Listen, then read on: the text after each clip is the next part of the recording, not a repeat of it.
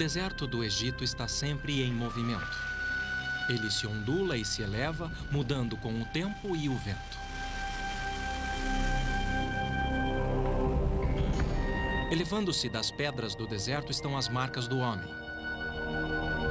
Vestígios de suas ferramentas permanecem, mas o intelecto que concebeu tais maravilhas está envolto em mistério.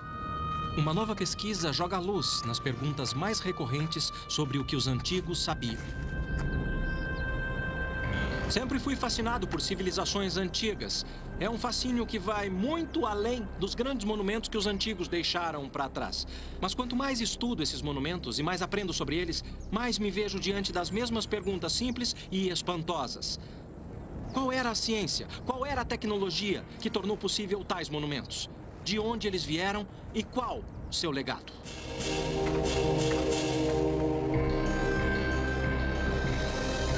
Sabedoria e antiguidade. Os egípcios.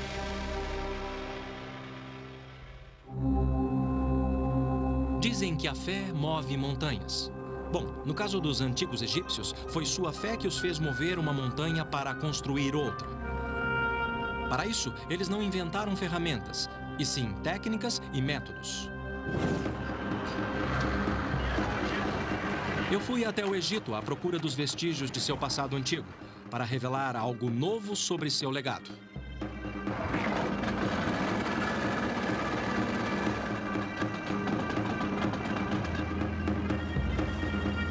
Percorrer o lendário Nilo é como voltar no tempo. Entrar num antigo labirinto de mistérios que tem nos levado a exemplos palpáveis do conhecimento e percepção antiga. Os antigos egípcios viveram num mundo sem ciência, num mundo cheio de mistério e poucas explicações.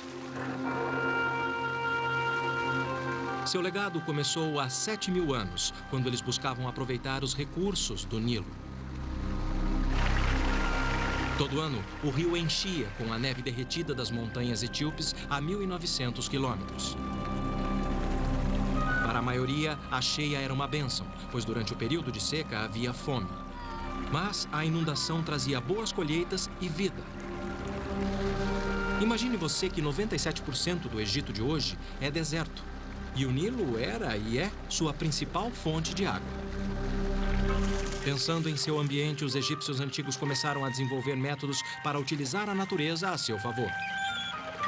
Imitando a bacia natural que retinha água quando o rio recuava, eles construíam canais para direcionar o fluxo natural até mesmo para campos distantes, onde o Nilo deixava para trás um solo rico em nutrientes, depois que a água evaporava. Os egípcios inventaram o primeiro sistema de irrigação do mundo, e o Nilo se tornou a chave de seu sucesso. Com muito tempo nas mãos para pensar e imaginar, os egípcios antigos perceberam as leis e ciclos naturais. A força predominante em suas vidas era o rio. Num tempo antes da era dos hieróglifos, sabemos que os antigos tentavam prever os níveis de inundação, esculpindo marcas nas pedras. Devido à dependência do Nilo, os egípcios precisavam antecipar seu comportamento. Por fim, construíram esse tanque criado para captar a água da cheia. Desenvolveram o nilômetro, um método simples, mas eficiente. Podia ter várias formas, mas aqui na Ilha Elefantina, em Assuã, era uma série de degraus com altura em côvados, esculpida na parede. Conforme o nível do rio subia, eles sabiam o que esperar no ano seguinte. A altura de 18 côvados significava fome. 24 significava abundância. E 27, desastre à vista. O nilômetro era um sinal de vida.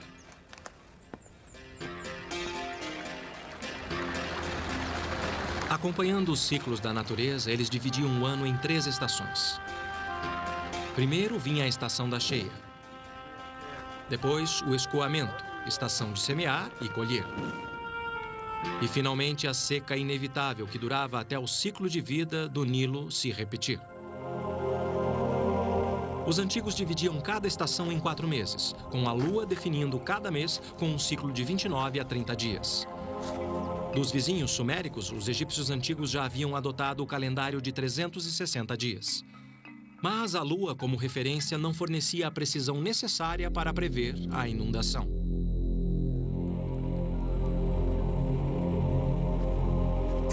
Por fim, eles procuraram uma outra solução. Uma que teria grandes consequências. Passo a passo, eles tentaram encontrar um meio de organizar seu mundo. E enquanto descobriam as leis e ciclos no céu noturno, os egípcios notaram uma estrela em particular, Sirius, ou Septet, como chamavam. Aparecia uma vez por ano no meio de julho, na época da estação da cheia. O ano novo era marcado a partir desta noite, num ciclo de 365 dias, como é nosso ano até hoje. Seu desejo de dividir o dia e medir o tempo motivaram os egípcios a criar suas próprias marcas. Eu fui ver esse marcador de 3.500 anos de idade no Cairo. Por todo o Egito havia obeliscos egípcios como este, usados há 2.000 anos.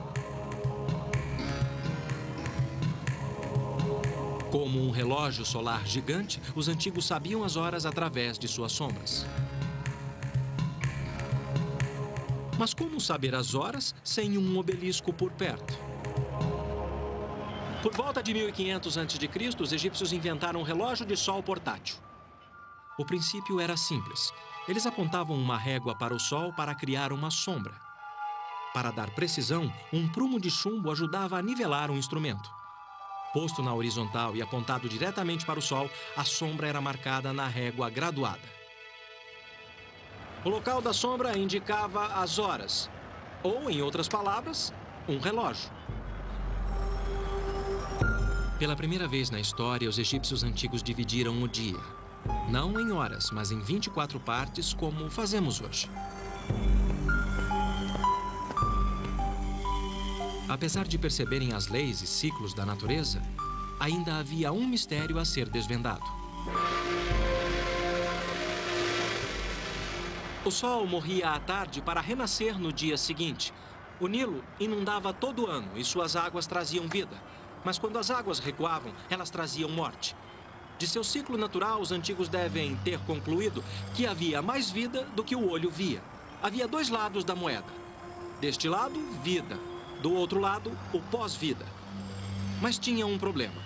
Se você precisasse de um corpo nesta vida, também precisaria de um na pós-vida, de preferência o seu, e intacto. E isso criaria uma repercussão.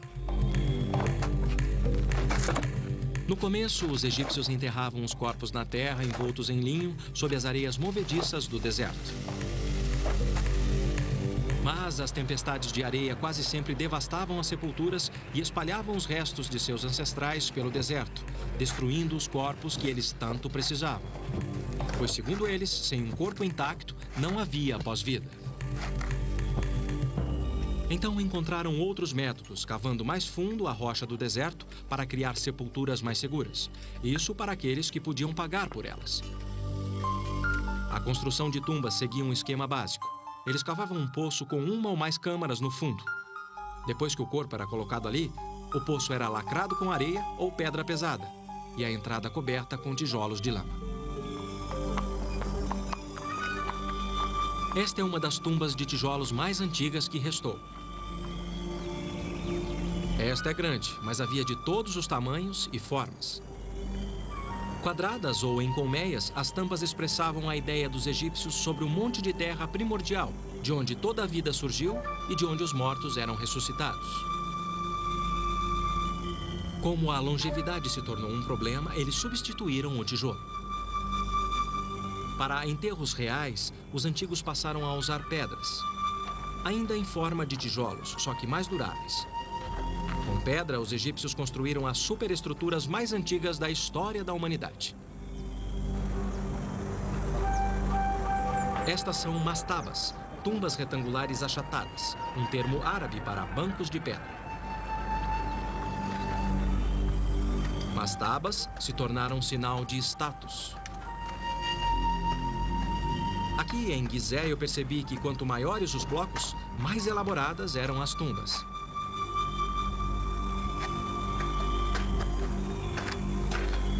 Este é um poço funerário. Deu para ver que os artífices eram verdadeiros mestres. Com alto nível de acabamento, é difícil acreditar que eles tenham 5.000 anos. No final do poço, uma mastaba como essa continha uma ou mais câmaras funerárias, dependendo da riqueza. Uma superestrutura retangular em cima do poço continha um corredor, uma capela e outro cômodo importante, o serdab. Então, a posição na sociedade... Sim, é importante. Eu me encontrei com o egiptólogo-chefe do platô de Gizé, o Sr. Mansur, para ver o interior de uma mastaba. Sim. E também muito respeito. Aqui fica a capela ou o corredor que leva à capela da tumba. A capela. Sim, mas... Dá para ver o quanto essa tumba era importante pelo nível de acabamento e os detalhes da arquitetura.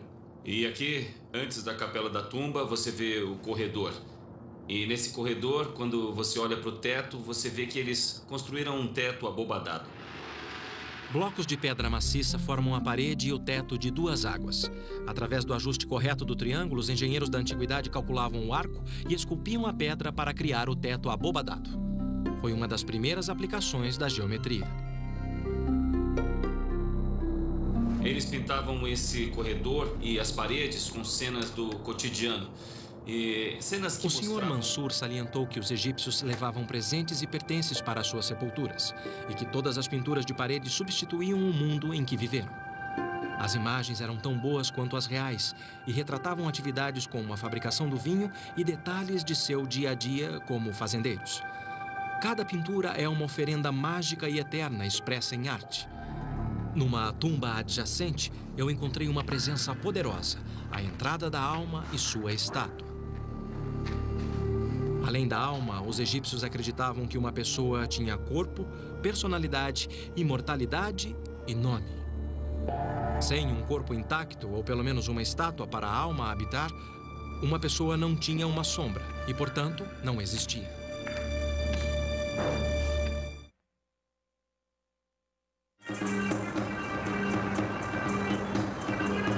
O Cairo moderno é lar de 30% de toda a população egípcia. Como na antiguidade, a vida ainda gira em torno do Nilo. E o campo ainda tem um papel central. Os antigos usavam ferramentas básicas e, mesmo assim, desenvolveram métodos criativos e inteligentes. Como o primeiro sistema de irrigação do mundo para a produção de alimento, suficiente para sustentar toda uma nação. Mas os egípcios aproveitaram um outro presente do Nilo. Um que deixou sua marca permanente na história do mundo, o papiro. Os egípcios inventaram um dos primeiros registros portáteis da antiguidade. Para fazer uma folha de papiro, eles cortavam o interior do caule em tiras. Depois molhavam e dispunham as lâminas em ângulos retos.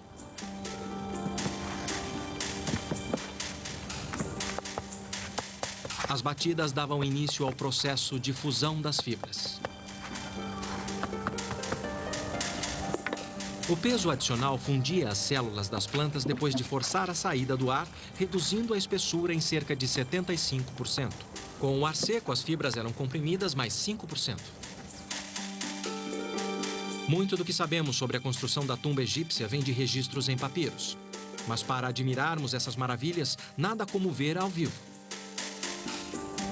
Por isso eu fui a Saqqara, onde tudo começou. Por volta de 2600 a.C., Imhotep, médico e arquiteto do faraó Djoser, inventou uma tumba própria para um rei. Ele cuidou do corpo do faraó nesta vida e agora construiria um lar para o seu pós-vida. Imhotep foi considerado um gênio por ter elevado o nível do design de uma mastaba e com isso dar início a uma nova era.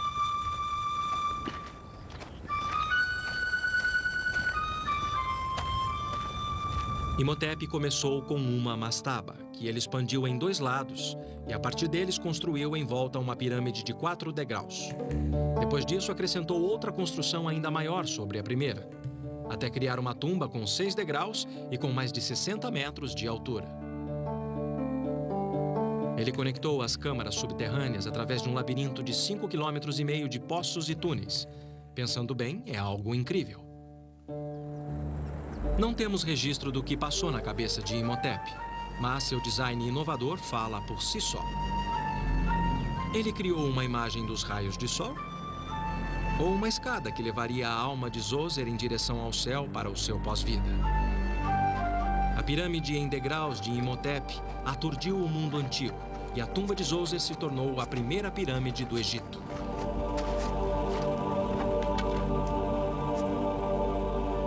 Tentativa e erro, sucesso e fracasso. Não sabemos as curvas de aprendizado dos sucessores de Imhotep. O fato é que ele deu início a uma nova tendência. Quantas tentativas fracassaram, jamais saberemos. Meio século depois, o rei Huni, ou rei Snéfero, elevou o design das pirâmides a novas alturas. Os estudiosos não sabem qual deles foi o responsável. Para construir mais alto, eles experimentaram uma base quadrada em Maidum. Mas o céu era o limite, e depois de transferir o local da tumba para Dashur, Snéfero começou um projeto ainda mais ambicioso. No começo parecia ter dado certo, só que na terceira fase da construção, a ambição de Snéfero teve que se curvar à inclinação. Uma das teorias é que o tremendo peso estático pode ter causado rachaduras nas paredes interiores. Então diminuíram um ângulo que conferiu ao projeto o nome de pirâmide inclinada. Estudiosos acreditam que foi por essa imperfeição que Snéfero ordenou uma nova pirâmide, que fala de ambição e determinação. Para a pirâmide vermelha, eles copiaram a base quadrada e o novo ângulo da pirâmide inclinada, mas com melhores proporções. Pode parecer tentativa e erro, mas, com o tempo, eles aprenderam a calcular suas construções com cuidado. O papiro de Hind data de 1650 a.C. Apesar de ser uma cópia de um documento anterior, ele pode ser mais antigo, pois a era de construção de pirâmides terminou 150 anos antes. É um pergaminho de 4,5 metros. Esta parte mostra que os antigos criaram uma fórmula para calcular as proporções perfeitas de uma pirâmide e que tinham uma compreensão básica dos princípios do Teorema de Pitágoras. 1000 anos antes de Pitágoras ter nascido. O que Snéfero criou foi a primeira pirâmide verdadeira, com 4 triângulos iguais sobre uma base quadrada. Agora eu quero ver como eles resolveram as questões de peso no interior.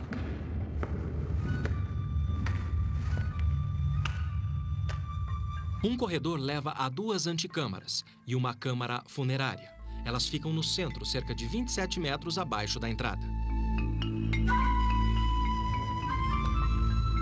É impressionante a precisão com que os egípcios assentaram esses blocos, considerando seu tamanho e peso.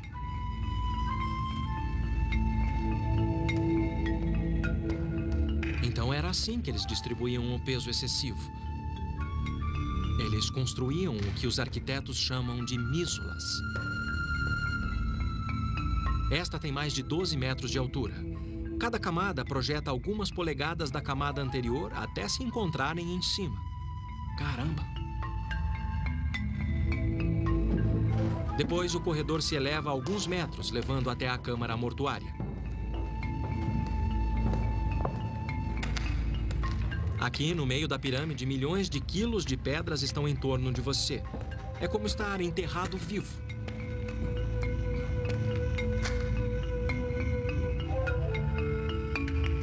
Há muito tempo os ladrões limparam este lugar, mas o ar aqui dentro parece não ter mudado em milhares de anos. Por esta passagem estreita não entra ar fresco, apesar de o teto ter 15 metros de altura. Sufocante é pouco.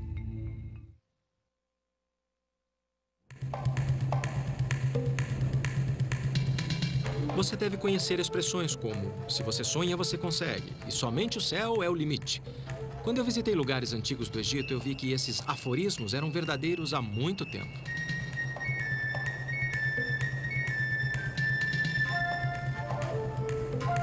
Os egípcios antigos criaram algumas das estruturas mais duradouras da história da humanidade. Principalmente quando passaram a dominar os 6 maiores requisitos da construção e que são consistentes com as 80 pirâmides que construíram. O primeiro princípio é a base quadrada. Para obter uma base quadrada perfeita, eles marcaram os 4 cantos da pirâmide, algo que devem ter feito com barbantes. Precisão é importante porque, se os lados não estiverem exatamente iguais, você terá problemas para erguer a pirâmide. Numa segunda fase, construíram um núcleo com degraus, como aqui em Gizé, perto do Cairo, onde é possível ver as várias camadas. Muito do que ainda resta é o núcleo. Essa é a maior pirâmide de todas. É a tumba do faraó Quéops, que governou o Egito na metade do século 25 a.C. Elevada a cerca de 150 metros acima do solo do deserto, esta foi a construção mais alta do mundo por quase 5.000 anos. Ninguém sabe ao certo quais eram as técnicas, pois com o tempo, os traços de seus métodos de construção foram se apagando e despertando sempre novas teorias. Um terceiro aspecto é a localização e orientação da pirâmide. Depois do rei Snéfero, todas as pirâmides eram voltadas para o eixo leste-oeste, igualando a vida e morte do rei ao nascer e pôr do sol. Orientar a pirâmide na direção certa não parece ter sido problema para os antigos, porque qualquer erro na maioria das pirâmides é de menos de 1 grau. A seleção do local também incluía o item material de construção suficiente. Para a fundação e o núcleo, eles usavam o maior número possível de blocos de calcário de local próximo. Os estudiosos fizeram as contas. Uma pirâmide como esta exigiu quase 2,5 milhões de blocos de pedra, uma montanha virtual.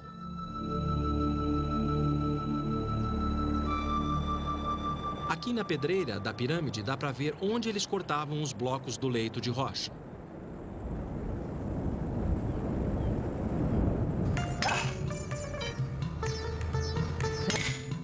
Ainda hoje, a extração de pedras é um trabalho duro e requer muita força, humana e mecânica. A comparação de equipamentos modernos com suas técnicas torna suas façanhas algo mais incrível ainda. Eu vim até uma pedreira antiga em Assuã, no sul do Egito, admirar sua determinação.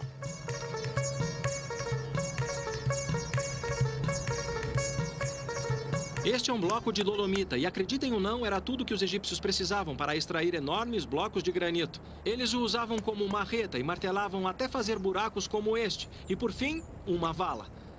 Devia ser um trabalho maçante mesmo, mas era muito eficiente.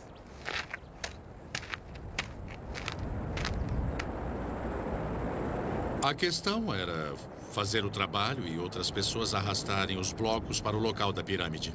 Eu me encontrei com Dennis Stocks, estudioso e autor de um livro sobre a técnica de trabalho em pedra no Egito Antigo. A questão era quadricular para isolar blocos prontos para serem extraídos e colocados na pirâmide. Ele explicou como eles moviam esses blocos para construir o núcleo da pirâmide. Considerando os diferentes tamanhos, provavelmente eles usavam diversos métodos. Em alguns casos, só arrastavam os blocos, e em outros, usavam trenós e roletes de madeira. Os blocos maiores eram colocados com simples alavancas de madeira.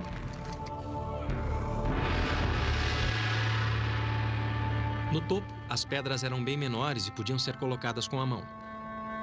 Na quarta fase da construção, eles encaixavam pedras menores para dar a forma da atual pirâmide. O truque não era tanto o formato perfeito de cada bloco, mas o peso total de cada fiada, que tinha que ser absolutamente idêntica.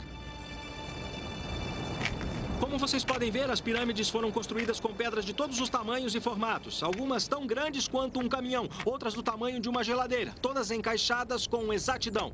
Como se isso não fosse difícil, os construtores tinham que manter um ângulo constante de uma fiada de pedras para outra. Só assim eles podiam dar à fachada a lisura de um pedaço de vidro e manter os ângulos, com a precisão de uma lâmina de barbear.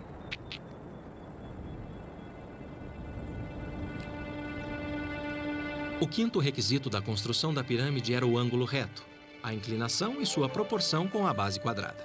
Isso era crucial em termos de durabilidade. Por último, havia os blocos de acabamento brancos e lisos em calcário. Na maioria dos casos, eles foram retirados quando as próprias pirâmides se tornaram pedreiras. No topo da tumba de Khefren, filho de Quéops, resta um fragmento. Eu soube que o Dennis fez pesquisas sobre os blocos de acabamento. Eu me encontrei com ele na Vila Faraônica em Gizé, onde ele preparou uma aula para demonstrar as técnicas antigas para trabalhar com pedras. Quando eu cheguei, Dennis estava preparando um bloco de calcário. Muito bom, obrigado. As ferramentas que ele preparou são incrivelmente simples. Eu estava curioso para ver como eles as usavam. Jack, venha dar uma olhada nisso aqui. O que temos aqui, Dennis? Bom, esse bloco de pedra é idêntico ao que eles usaram na Grande Pirâmide, particularmente no acabamento. Como eles conseguiam polir o bloco para servir de acabamento? Bom, para começar a polir, vamos usar uma ferramenta como essa. Isso é um cinzel de cobre. O cobre veio de uma mina de cobre do Sinai. Está vendo? Dennis disse que os antigos usavam 3 materiais naturais: minério de cobre, sílex e areia. Com o minério de cobre, eles faziam cinzéis, machados, brocas e ponteiras. Eu sempre achei que o cobre fosse um material mole. Como é que o cobre pode talhar uma pedra? O segredo é que esse cinzel é martelado a frio. Não é como os cinzéis de aço modernos. Isso endurece a ponta, se você deixar esfriar naturalmente. Entendi. E assim você consegue talhar a pedra? Sim, é muito simples. Pegue o cinzel, apoie a ponta e bata devagar, alternando o ângulo do cinzel para obter um corte limpo na pedra. E aí você tem um corte liso o bastante para fazer uma pedra de acabamento. Sim, no final ela fica bem plana. Mas eles ainda podiam usar uma outra técnica, que é uma pedra de raspagem. Ela tem uma borda afiada e pode ser usada assim. Incline a pedra e raspe devagar as saliências do bloco. Então, Jack, por que não experimenta? É bem fácil, não é? É só usar essa sim. pedra, é só alisar todas as fácil. partes salientes. Isso, você pode usar essa pedra até obter uma superfície bem lisa. Polir é uma coisa, mas como é que você sabe que tem o produto final? Como é que você sabe que a superfície está totalmente plana? Bom, eu vou te mostrar.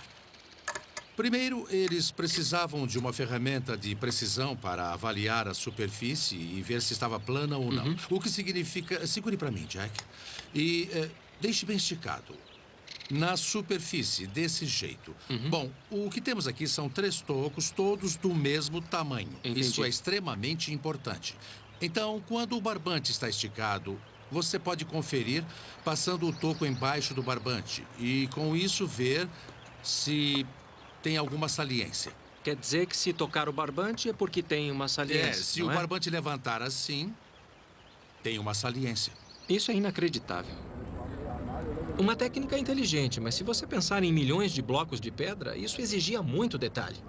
Eu estou cético quanto à eficiência disso em campo. Então eu desafiei o Dennis para um pequeno experimento. Quando andamos por aqui, vemos que os blocos estão alinhados e aparentemente nivelados entre si. Como eles deixavam tão nivelados? Bom, eles tinham que fazer avaliações. Então, vamos conferir e ver se eles eram bons mesmo. Vamos usar a velha ferramenta mais uma vez. Nossa velha amiga. Tocos e barbante. Coloque a sua ponta neste bloco, que eu coloco a outra neste aqui. Primeiro, vamos colocar o toco no seu bloco. Nivelado, né? Maravilha, Tá perfeito. aí está. Está ótimo, mas aqui está sobrando. Como está o nível aqui? Que beleza! Não resta outra coisa a não ser admiração por eles. Então eles nivelaram certinho. Totalmente certo. Os blocos estão nivelados. Mas isso não era o bastante. Para a pirâmide permanecer estável, os blocos tinham que estar na horizontal. Dennis trouxe outra ferramenta antiga. Nós podemos usar esse nível para verificar se o bloco está mesmo na horizontal. Horizontal como a superfície d'água. Podemos usar a superfície d'água para verificar a precisão do instrumento. Nós fazemos isso marcando uma linha atrás da linha do prumo. Se a medida for plana, isso vai ficar sempre na vertical e a pedra vai ficar na horizontal. Isso. E como está agora? Bom, está em cima. Está bem no meio agora. Tá muito bom. Muito bom. Tá, isso é uma coisa. Se você sabe que o bloco está na horizontal, ótimo. Mas você também tem que ter certeza que as laterais estão na vertical. Você tem razão, Jack. Eles tinham outra ferramenta para esse propósito. E só há um lugar para conferir. Esse é um dos blocos de acabamento que cobria toda a pirâmide. Isso mesmo, Jack. como esse bloco de acabamento tinha que se encaixar no vizinho, a face vertical tinha que estar totalmente na vertical. Eles conferiam com essa ferramenta especial, um prumo em forma de F. E, a propósito, esse é o único lugar no platô onde podemos verificar se um bloco de acabamento está totalmente na vertical. Esta é uma ferramenta simples. Desde que esta distância seja igual a esta distância e a linha do prumo esteja tocando as duas extremidades, podemos dizer que esta superfície está totalmente na vertical. Como está, Jack? Tá muito bom, tá perfeito. Com isso, mostramos que a superfície está na vertical. Muito simples, né? É, você acertou de novo, Jack. Enquanto um grupo da pedreira removia uma montanha para construir outra, outro grupo trabalhava aqui, no ancoradouro. Era chamado de ancoradouro porque, acreditem ou não, era cheio d'água e era ligado ao Nilo por um canal. Era um cenário de muita atividade, como um porto moderno de containers. Era por aqui que todas as pedras boas chegavam de barco. Aqui, as pedras eram descarregadas e depois arrastadas morro acima até as pirâmides.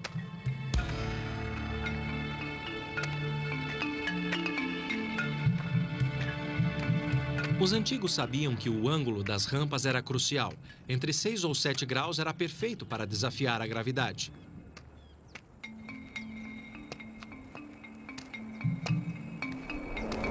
Do ancoradouro, as pedras eram carregadas entre nós, que eram arrastados morro acima, lubrificados com cal e com água, reduzindo a fricção em 90%.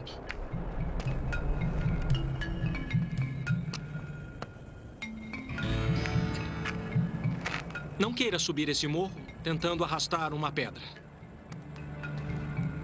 Eu quis saber quem eram as pessoas que arrastavam pedras pesadas para as pirâmides dia após dia durante 20 ou 30 anos de construção, tempo que levava para construir esses gigantes.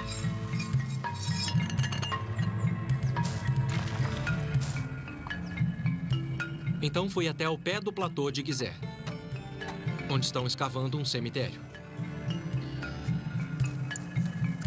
É o lugar de descanso daqueles que trabalhavam perto da pirâmide.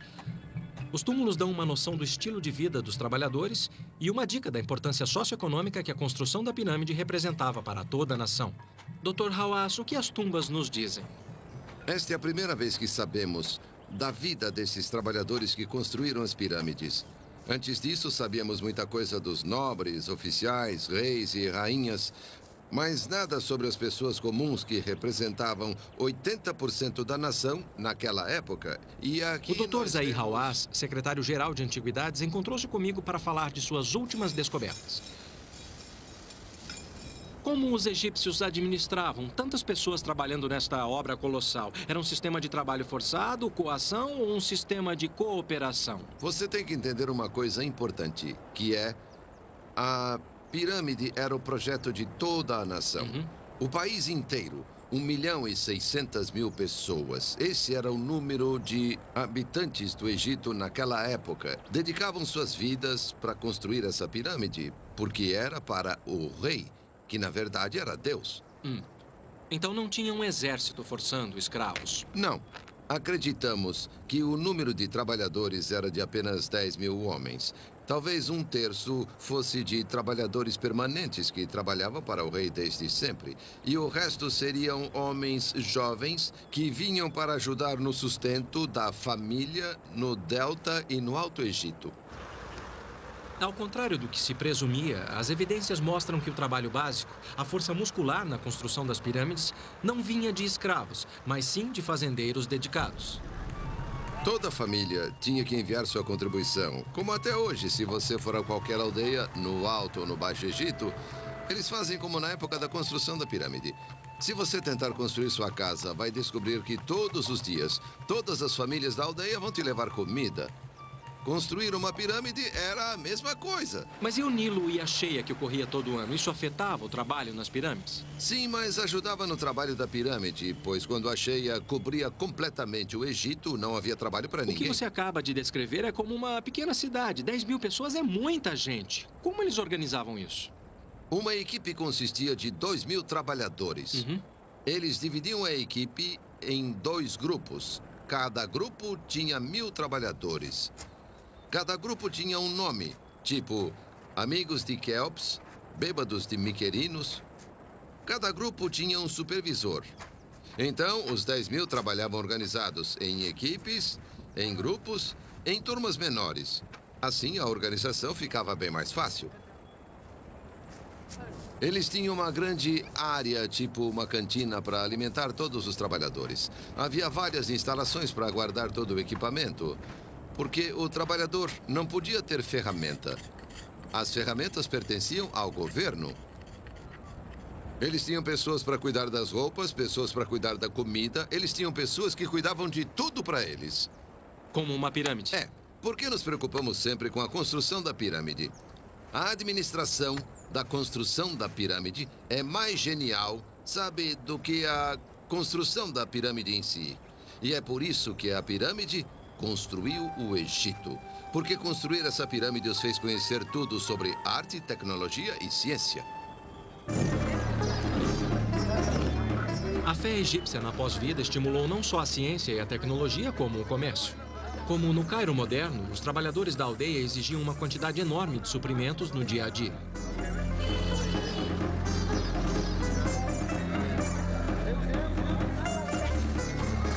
Muitos buscavam suprir essa necessidade. E conforme sua crença irradiava além das sepulturas reais, ela atingia cada aspecto do dia a dia dos egípcios.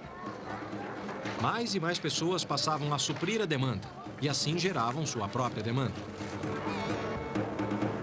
O empreendimento e todos os aspectos associados a ele tornou-se uma grande indústria. Incenso, bálsamos e ungüentos, que eram privilégios do rei, passaram a ser desejo das massas. Salam. Salam. Preciso de um perfume antigo. Este é Ramsés. Este é mais forte na pele. Você quer alguma coisa mais forte, mais ou menos, ou... E este aqui? Este é de flor de lótus. Ah, é muito forte, é uma flor muito forte. Tá bom. Os óleos aromáticos eram considerados o perfume dos deuses e por isso aplicados na pele para fins cosméticos e medicinais e usados também no processo de mumificação. Então pode-se dizer que o perfume é mais uma invenção que devemos à crença dos egípcios na pós-vida.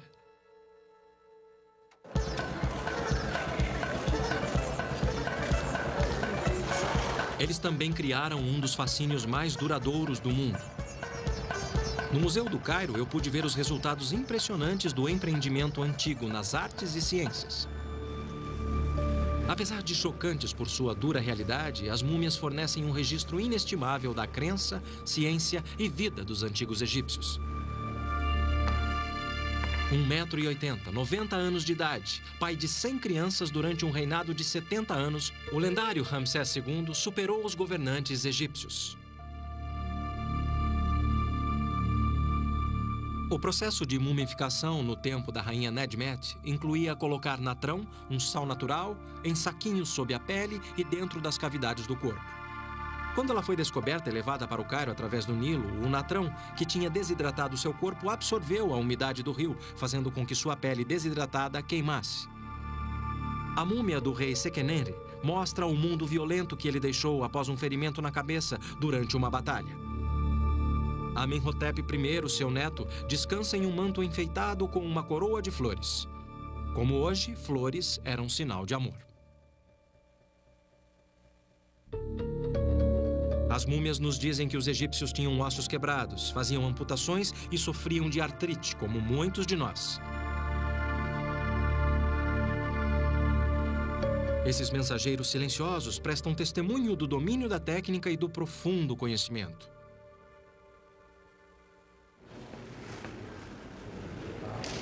Perto dali eu encontrei outra maravilha antiga, um bloco de granito talhado, o caixão ou sarcófago da antiguidade. A superfície é incrivelmente lisa. Espertos, eles talhavam a tampa do mesmo bloco.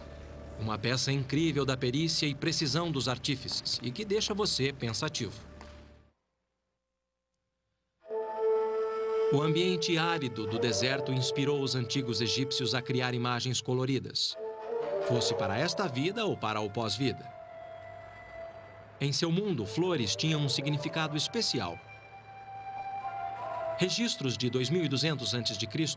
mostraram que foi no Antigo Egito que os primeiros jardins ornamentais foram criados, mais de 1.500 anos antes dos fabulosos jardins suspensos da Babilônia. Privilégio exclusivo da realeza, alguns dizem que os jardins da antiguidade eram uma expressão do poder do rei. De tão poderoso, ele podia cultivar flores onde a natureza não podia. Mas os egípcios viam mais do que isso. Eles eram uma imagem de renascimento e regeneração, símbolos de amor e mérito pela passagem desta vida para o pós-vida. As flores eram colocadas dentro dos caixões das múmias e acreditava-se que elas as protegiam pela eternidade. E o granito, segundo sua crença, fornecia o máximo em segurança. Na escala de Mohs, que vai de 1 a 10, o granito é de grau 7, sendo no mínimo tão duro quanto o aço. Como eles conseguiam perfurar uma pedra tão dura assim, era uma pergunta para o estudioso da tecnologia da antiguidade, Dennis Stocks. Uma das coisas mais difíceis para os egípcios, cujo processo era desgastante, era fazer a perfuração de pedras sólidas. Enfim, era assim que eles perfuravam. Primeiro, eles tinham um tubo de cobre com a haste de madeira atravessando o mesmo, portanto, tem um espaço na parte inferior do tubo. Assim, eles colocavam o tubo em posição e um agente cortante, que é simplesmente areia comum do deserto. Então você despeja a areia dentro para que o cobre tenha uma borda cortante. Sim. Temos um arco longo com uma corda amarrada que dá uma volta dupla em torno da haste. Só falta colocar um componente. Pode pôr a pedra em cima da haste. Agora, isto serve apenas para posicionar e girar a haste. Girar enquanto a parte de baixo gira no buraco. Portanto, se você puder segurar... Quer dizer que isso é o que mantém a ferramenta agora no lugar. E não coloque qualquer pressão enquanto dois operadores giram a haste. A areia vai cortando devagar e com firmeza, abrindo seu caminho na pedra. E o único fator limitante é a força e o comprimento do tubo de cobre. Entendi. Certo, então é uma técnica muito boa e, é claro, muito econômica. Por quê? Porque você só perfura a circunferência do tubo. O núcleo pode ser atingido depois e você fez apenas um furo. Super tecnologia, com certeza.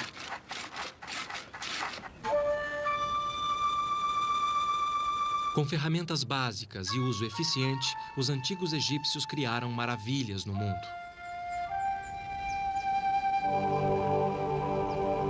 E apesar de seu conhecimento e experiência terem crescido, a arte das pirâmides decaiu.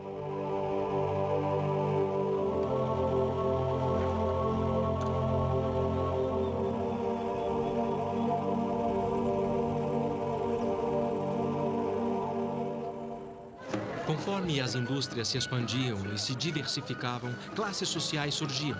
Não havia mais dependência da família real. Alguns historiadores acreditam que guerras, fome e troca de poder no sul contribuíram para o declínio. Mas levou mais 1000 anos para os egípcios darem o sopro final. Uma nova fé surgiu. E com ela, o conhecido conceito de uma vida após a morte, que argumentava que não era preciso de um corpo para desfrutá-la. O cristianismo varreu o Egito seguido de outras religiões, apagando mais de 3.000 anos da tradição antiga em poucos séculos, ofuscando uma cultura e um estilo de vida que foi definido pelas pirâmides. Em sua busca pela vida eterna, eles deixaram para trás o legado da geometria básica, ciência rudimentar e tecnologia embrionária, preparando o campo do crescimento intelectual em outros lugares. Quando pensamos nas culturas avançadas, científica e intelectualmente do mundo antigo ocidental, tendemos a nos concentrar nas culturas da Grécia e de Roma. Ambas alcançaram sua grandeza, graças em parte ao que os antigos egípcios sabiam. Seu conhecimento não permaneceu preso nas areias desse deserto, ele foi esparramado pelo mundo todo, para além das margens do Rio Nilo. E que finalmente chegou até nós para nos lembrar que, por nossos avanços tecnológicos e científicos, devemos agradecer e reverenciar a esses gigantes, conhecidos como os egípcios.